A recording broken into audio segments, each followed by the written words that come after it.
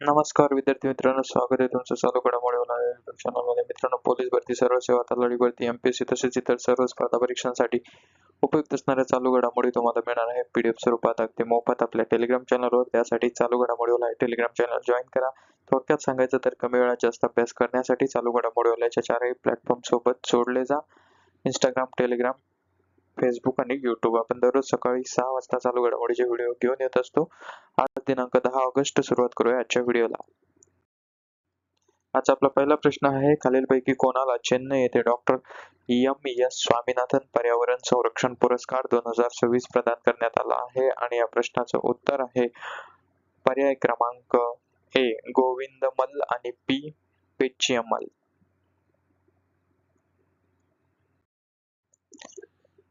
तर महत्वाचे मुद्दे बघा. Doctor M S. स्वामीनाथन पर्यावरण संरक्षण पुरस्कार 2026 विल्लुपुरमच्या गोविंदमल आणि रामनाथपुरमच्या पी पेचियम्मल यांना चेन्नई येथे डॉक्टर एम.एस. स्वामीनाथन पर्यावरण संरक्षण पुरस्कार 2026 प्रदान करण्यात आला आहे. संबंधित राज्य हा पुरस्कार तामिळनाडू राज्याशी संबंधित उपक्रमांतर्गत प्रदान करण्यात आला. दुसरा प्रश्न, युजिन म्हणजेच अमेरिकेतील युजिन येथे झालेल्या 20 वर्षाखालील विश्व ॲथलेटिक्स चॅम्पियनशिपमध्ये 19 वर्षीय आशिष यादवने पुरुषांच्या भालाफेक स्पर्धेत कोणते पदक पटकावले आहे? आणि यांनी पटकावलेलं आहे ऑप्शन बी रौप्य पदक. तिसरा प्रश्न, 20 वर्षाखालील विश्व ॲथलेटिक्स चॅम्पियनशिपमध्ये आशिष यादवने पुरुषांच्या भालाफेक स्पर्धेत किती मीटर भाला फेकून रौप्य पदक मिळवले? तर याने मिळवलेले आहे 74.09 मीटर भाला फेकून, ऑप्शन सी. चौथा प्रश्न, 20 वर्षाखालील विश्व ॲथलेटिक्स चॅम्पियनशिपमध्ये भालाफेक स्पर्धेत पदक जिंकणारा आशिष यादव हा कितवा भारतीय ठरला आहे?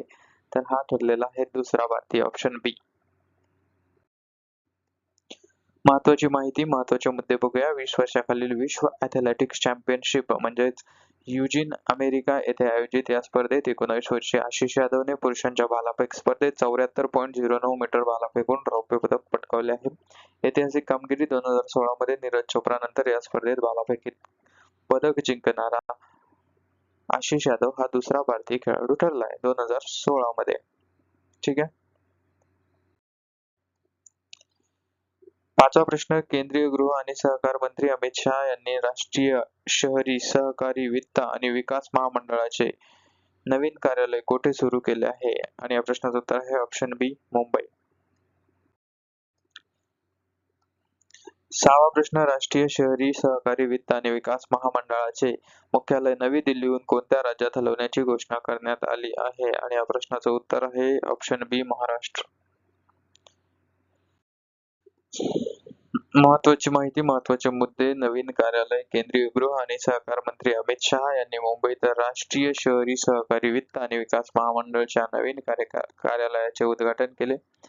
मुख्यालयाचे स्थलांतर NUCFDC चे मुख्यालय नवी दिल्लीहून महाराष्ट्रात मुंबईत हलविण्यात येणार असल्याची महत्वपूर्ण घोषणा केंद्रीय सहकार मंत्र्यांनी केली आहे. सातवा प्रश्न, दुसऱ्या महायुद्धाच्या काळात जपानच्या नागासाकी शहरावर झालेल्या विनाशकारी अणुबॉम्ब हल्ल्याचा उद्देश काय होता? ऑप्शन ए जपानच्या औद्योगिक क्षेत्राचा विस्तार करणे, अर्थातच नाही. तर महायुद्धाचा त्वरित अंत करून जपानला शरणागती पत्करायला भाग पाडणे हा याचा उद्देश होता, आणि तसंच झालं सुद्धा. जपानच्या नागासाकी शहरावर टाकण्यात आलेला फॅटमॅन हा अणुबॉम्ब खालीलपैकी कोणत्या प्रकारच्या इंधनावर आधारित होता? तर प्लुटोनियम 239 असं हे इंधन होतं, ऑप्शन बी. तर महत्वाचे मुद्दे बघा. नागासाकी अणुबॉम्ब हल्ला. दुसऱ्या महायुद्धाचा त्वरित अंत करण्यासाठी अमेरिकेने नागासाकी शहरावर अणुबॉम्ब टाकला होता, त्यामुळे जपानला बिनशर्त शरणागती पत्करावी लागली होती.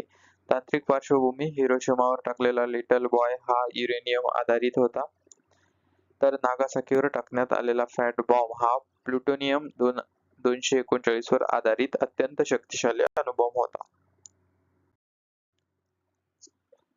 नववा प्रश्न, जागतिक पातळीवर दरवर्षी 10 ऑगस्ट हा दिवस खालीलपैकी कोणता महत्वाचा दिवस म्हणून साजरा केला जातो? आणि या प्रश्नाचं उत्तर आहे ऑप्शन ए जागतिक जैव इंधन दिन.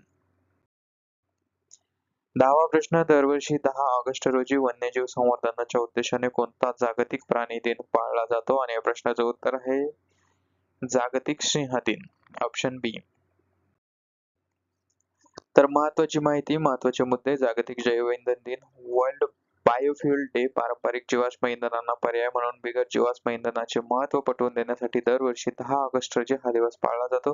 तर जागतिक सिंह दिन, वर्ल्ड लायन डे, सिंहाचे संरक्षण, संवर्धन आणि त्यांच्या अधिवासाविषयी जगभरात जागरूकता निर्माण करण्याच्या उद्देशाने दरवर्षी 10 ऑगस्ट रोजी जागतिक सिंह दिन साजरा केला जातो. तर मित्रांनो, 10 ऑगस्टचे 10 महत्त्वाचे प्रश्न आपण या व्हिडिओच्या माध्यमातून बघितले. आपण 1 ते 9 ऑगस्टच्या व्हिडिओचे महत्त्वाचे 136 प्रश्नाचा व्हिडिओ काल अपलोड झालेला आहे. तो सुद्धा तुम्ही बघून घ्या. या ठिकाणी सुद्धा बघू शकता.